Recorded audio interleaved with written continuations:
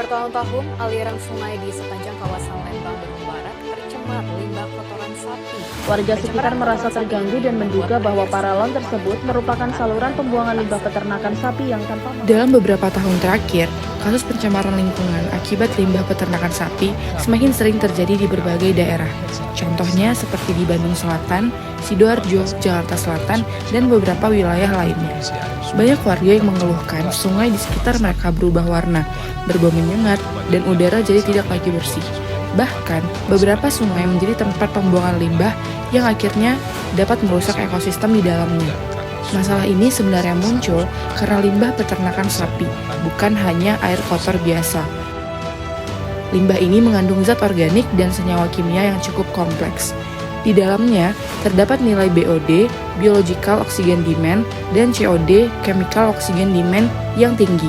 Artinya, banyak zat organik yang sulit terurai dan berpotensi mencemari lingkungan. Selain itu, juga terdapat TSS atau Total Suspended Solid yang tinggi, amoniak yang beracun untuk makhluk hidup air, dan juga nilai pH yang tidak selalu netral, sehingga bisa mengganggu keseimbangan ekosistem. Dengan masalah-masalah tersebut, yang mana terus menjadi sumber pencemaran, limbah peternakan sapi ini dapat dimanfaatkan dengan pengolahan yang lebih tepat. Maka limbah cair tersebut bisa diubah menjadi pupuk cair organik yang bernilai dan juga ramah lingkungan. Dengan teknologi yang tepat, limbah yang mulanya dapat berbahaya ini bisa berubah menjadi produk ramah lingkungan yang bermanfaat untuk pertanian dan peternakan itu sendiri. Pupuk cair yang dihasilkan dari proses ini mengandung nutrisi penting seperti nitrogen, fosfor, dan kalium. 3 unsur utama yang sangat dibutuhkan oleh tanaman. Jadi, selain mengurangi pencemaran, solusi ini juga bisa memberikan nilai tambah secara ekonomi bagi para peternak. Untuk mengatasi permasalahan ini, kami menggunakan 3 metode utama dalam proses pengolahan air limbah. Yang pertama yaitu filtrasi. Filtrasi adalah proses penyaringan awal yang berfungsi untuk memisahkan padatan kasar seperti feses, jerami, dan sisa pakan. Adapun kelebihannya yaitu prosesnya yang cukup mudah, cepat, dan tidak membutuhkan teknologi tinggi. Kemudian adapun kekurangannya yaitu hanya menyaring partikel kasar, tapi tidak bisa mengolah zat organik yang larut seperti BOD dan COD yang sudah saya sebutkan. Yang kedua yaitu UASB atau Upflow Anaerobic Sludge Blanket. Metode ini menggunakan mikroorganisme anaerob yang hidup tanpa oksigen untuk menguraikan zat organik dalam limbah. Selama prosesnya, selain mengurangi zat pencemar, juga dihasilkan biogas yang bisa dimanfaatkan sebagai energi alternatif. Adapun kelebihan dari metode ini, efektif untuk menurunkan BOD dan COD, menghasilkan biogas yang bisa digunakan kembali. Adapun kekurangannya yaitu proses awal atau startup-nya yang membutuhkan waktu yang cukup lama, butuh pengawasan rutin karena sensitif terhadap suhu dan pH. Kemudian yang tahap ketiga ialah biofilter anaerob. Ini adalah tahapan lanjutan setelah UASB, di mana biofilter ini bekerja dengan cara mengalirkan air limbah melalui media berpori seperti batu apung, arang, atau plastik khusus yang dilapisi mikroorganisme anaerob. Mikroba ini kemudian akan mengurai sisa-sisa zat organik yang masih tersisa.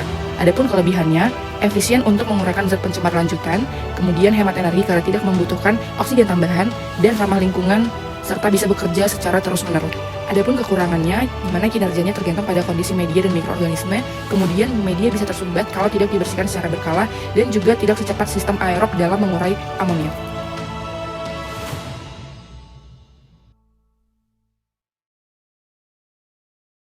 Mau tahu bagaimana proses pengolahan limbah peternakan sapi menjadi pupuk cair? Yuk ikuti langkah-langkahnya. Setiap harinya, peternakan sapi menghasilkan limbah cair dalam jumlah yang cukup banyak. Limbah ini berasal dari berbagai aktivitas rutin seperti pemerahan susu, pemandian sapi, dan juga pembersihan kandang. Nah, semua limbah cair kegiatan ini kemudian dialirkan melalui saluran pembuangan yang terhubung ke pipa khusus. Limbah cair yang telah dialirkan melalui pipa-pipa kemudian masuk ke bak penampungan awal. Bak ini berfungsi sebagai tempat penampungan sementara sebelum limbah ini diproses lebih lanjut. Limbah cair kemudian dialirkan ke bak ekualisasi. Fungsi utama dari bak ini adalah untuk menyamakan konsentrasi dan debit limbah sebelum masuk ke proses pengolahan berikutnya. Di dalamnya terdapat alat pengaduk yang membantu mencampur limbah agar konsentrasinya merata. Dengan begitu, aliran limbah menjadi lebih stabil dan selanjutnya dapat dialirkan pada bak sedimentasi. Di tahap ini, tujuan utamanya adalah untuk mengendapkan partikel-partikel padat yang masih terkandung dalam limbah. Limbah biasanya didiamkan selama beberapa waktu agar kotoran atau zat padatnya mengendap secara alami di dasar bak, sehingga cairan di bagian atasnya menjadi lebih bersih. Selanjutnya, limbah cair dialirkan ke bak filtrasi sederhana sebagai tahap penyaringan lanjutan.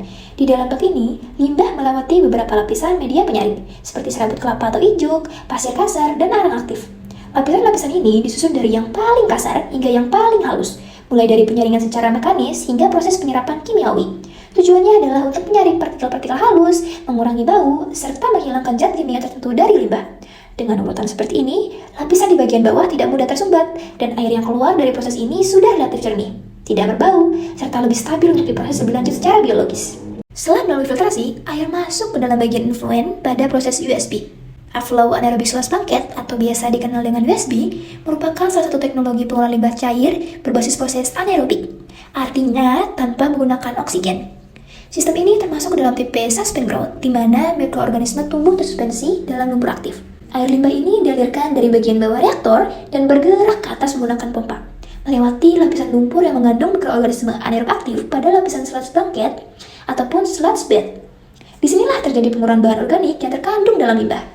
Selama proses berlangsung, zat organik dipecah menjadi senyawa yang lebih sederhana, menghasilkan gas metana dan efluen atau air, hasil olahan yang telah mengalami penurunan kadar pencemarannya. Reaktor USB juga dirancang untuk memisahkan gas, cairan, dan padatan secara alami. Gas diarahkan keluar, padatan kembali ke bawah untuk diendapkan, sementara cairan diteruskan ke proses berikutnya melalui bagian efluen. Setelah melalui proses di reaktor USB, air limbah dialirkan ke unit berikutnya, yaitu biofilter anaerob. Pada tahap ini, pengolahan dilakukan dengan cara mengalirkan air limbah secara perlahan melalui media berbatu, seperti batu kerikil atau batu split yang telah dilapisi lapisan mikroorganisme anaerob. Mikroorganisme ini tumbuh secara alami membentuk biofilm di permukaan batu dan berperan dalam memecah senyawa organik tersisa secara biologis. Dengan kecepatan aliran yang lambat dan tanpa kehadiran oksigen, proses penguraian ini bisa berlangsung secara stabil. Selain meningkatkan efisiensi pengolahan, biofilter juga membantu menurunkan bau dan memperbaiki kualitas efluen sebelum dialirkan ke unit selanjutnya. Air limbah yang telah melewati seluruh proses pengolahan biologis selanjutnya dialirkan ke bak penampungan akhir. Disinilah air hasil olahan ditampung sementara sebelum digunakan lebih lanjut.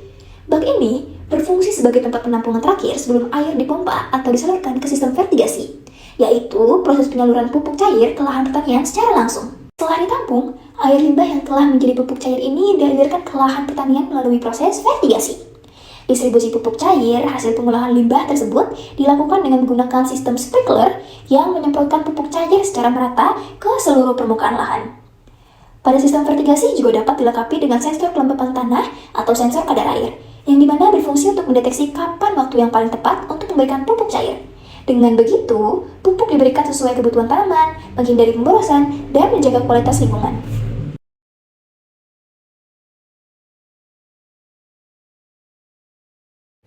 Yang pertama, penurunan zat dalam limbah. Berdasarkan penelitian sebelumnya, metode kombinasi pengolahan limbah menunjukkan efisiensi yang sangat baik.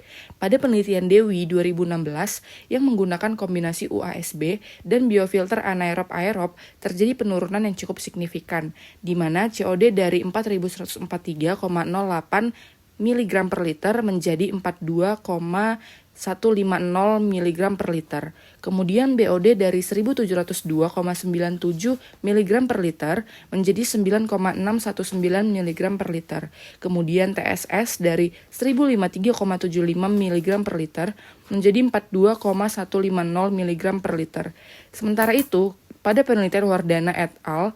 2021 dengan kombinasi filtrasi dan biofilter anaerob, efisiensi pengurangan zat pencemar juga termasuk sangat tinggi, di mana COD dari 201,4 mg per liter menjadi 25,31 mg per liter. Terdapat efisiensi sebesar 87,43%. Kemudian BOD dari 64,27 mg per liter menjadi 7,85 mg per liter, di mana terdapat efisiensi 87,79%. Dan yang terakhir, TSS dari 100,1 mg per liter menjadi 6 mg per liter. Terdapat efisiensi sebesar 94,04%.